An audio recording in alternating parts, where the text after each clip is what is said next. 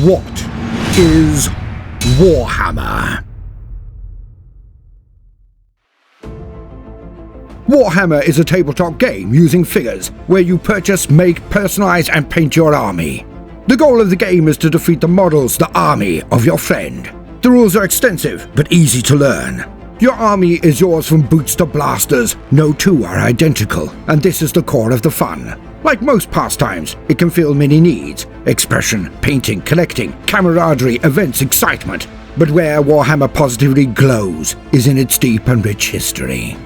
With hundreds of books, novellas, dramas, audiobooks, a movie, and entire animated series now on Warhammer Plus, it is a universe with a depth and flavor like no other. One can get utterly lost for years in the expansive world of Warhammer. Its lore is so deep and darkly delicious.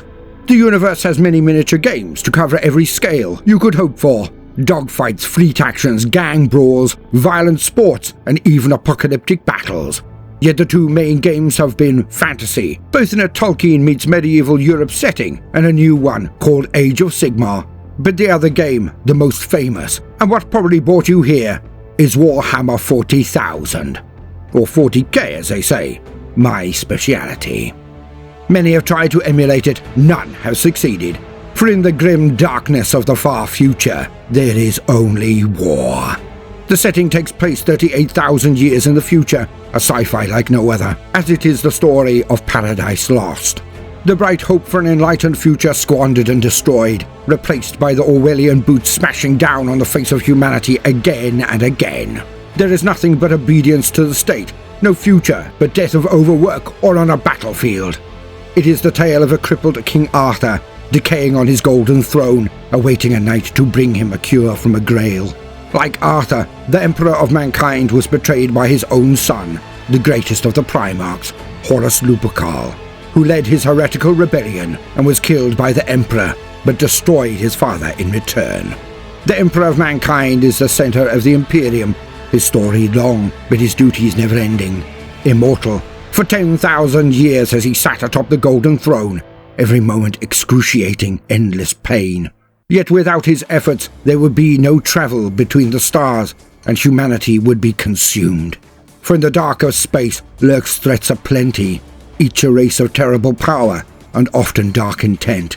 Yet it is also the gods of chaos who are the real threat to the Imperium, the enemy within the gate. For chaos can spring from any human, but from the gifted most of all. The Primarchs disappeared, then drifted from history into legend, but now two have returned, 10,000 years later, and their twisted brethren of evil return at their advent, interested in the material realms once more. So we set the stage of the universe where there is only war, and any battle game needs to have armies, so let me give you the briefest rundown of those available. The Adeptus Custodes, the ultimate golden-clad warriors beyond even the Space Marines. They are the bodyguards of the Emperor and his throne. The Space Marines, the Legiones Astartes, the genetically enhanced super soldiers who wear power armor and carry weapons of terrifying destructive potence. They are the Emperor's own angels of death. The Adeptus Sororitas, Sisters of Battle, a religious order of pious warriors who fear nothing, as their faith fills their hearts with courage. The Astra Militarum, the Imperial Guard, baseline human conscripts, trillions in number. Where the Astartes fight the hardest battles, it is the Imperial Guard who wins the wars. The Adeptus Mechanicus, the tech priests of Mars. In a time where technology is shrouded in pseudo-religious mystery, they hunt for lost technology, but fear innovation. The Imperial Knights, the pilots of huge mechs. Like Colossi, they bestride the battlefields of the 41st millennium. The Adeptus Titanicus, piloting the true god machines of war. These titans dwarf even the knights. They can flatten entire cities in hours.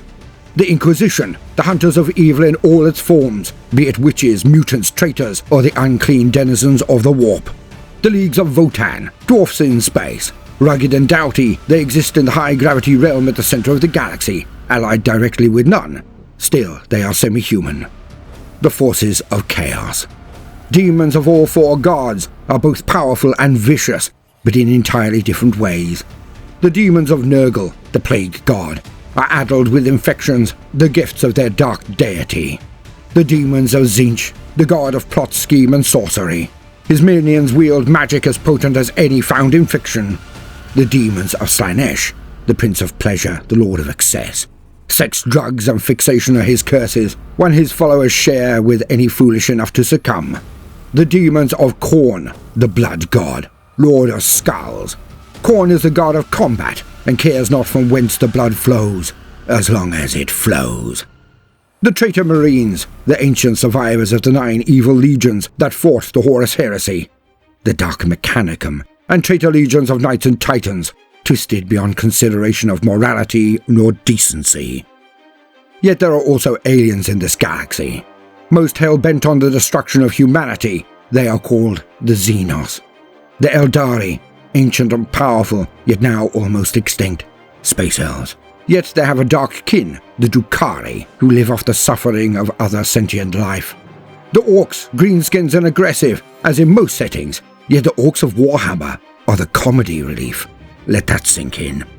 The Tau Empire, a young race and advanced. They ride battlesuits and naively fight for a mythic greater good.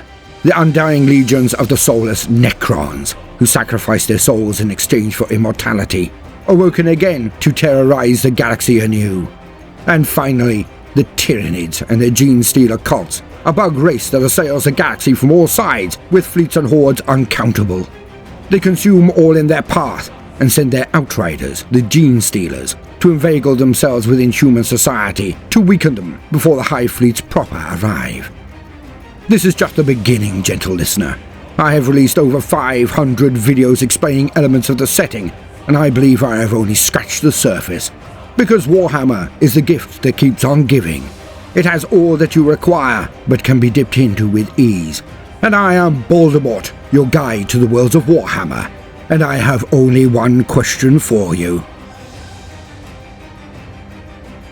In the grim darkness of the far future, exactly how much do you really want to know? And a flavor piece to end the video on, something a bit closer to my usual fare.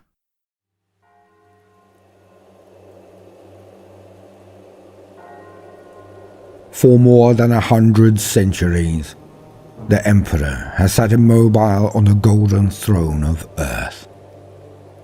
He is the master of mankind. By the might of his inexhaustible armies, 1,000,000 worlds stand against the dark. Yet, he is a rotting carcass, the carrion lord of the Imperium, held in life by marvels from the dark age of technology, and the 1,000 souls sacrificed each day, so that his may continue to burn. To be a man in such times is to be one amongst untold billions. It is to live in the cruelest and most bloody regime imaginable. It is to suffer an eternity of carnage and slaughter. It is to have cries of anguish and sorrow drowned by the thirsting laughter of dark gods. This is a dark and terrible era where you will find little comfort or hope. Forget the power of technology and science. Forget the promise of progress and advancement. Forget any notion of common humanity or compassion. There is no peace amongst the stars. For in the grim darkness of the far future, there is only war.